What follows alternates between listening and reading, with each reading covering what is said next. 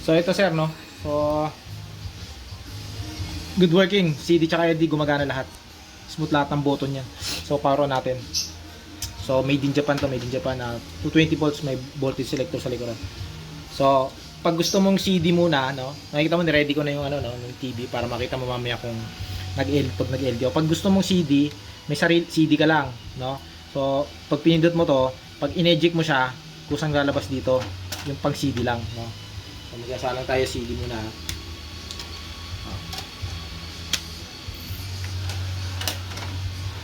Close. So yan, pag naganyan na yan, naglumabas na yung CD, play mo na yan. Kagandaan yan, may numbering, oh. Tapos may volume level yan, na pag pinindot mo, pwede mong hinaan. Pag medyo malakas yung CD mo, kita mo, pwede mo lakasan dito. Para yung audio mo, makokontrol mo.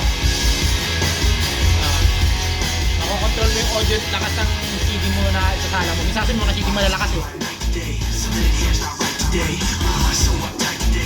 So next mo. Okay na, okay to. So CD yan ha, okay. Doon ano, number 8 na tayo kunwari. Number 8. Mabilis siya magbasa. So okay na, okay no, ganda. So testing naman natin yung LD ngayon. Yung LD naman testing natin. So stop, eject.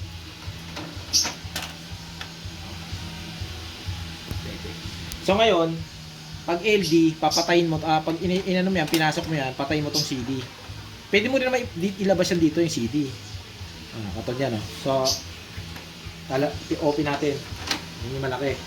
Setting LD.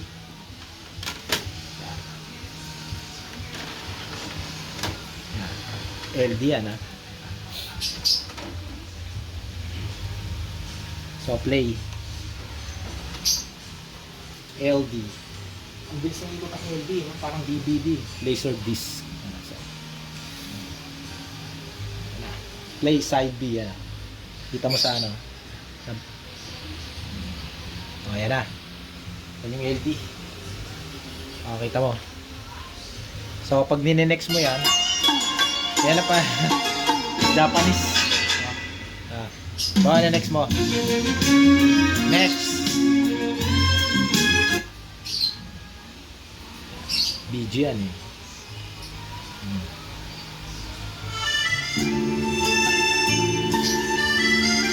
So good working, no? Next. Mahaba na. Yan. Okay. Goods na goods. No? 220 volts. May voltage selector sa likuran. Okay na. Kaya?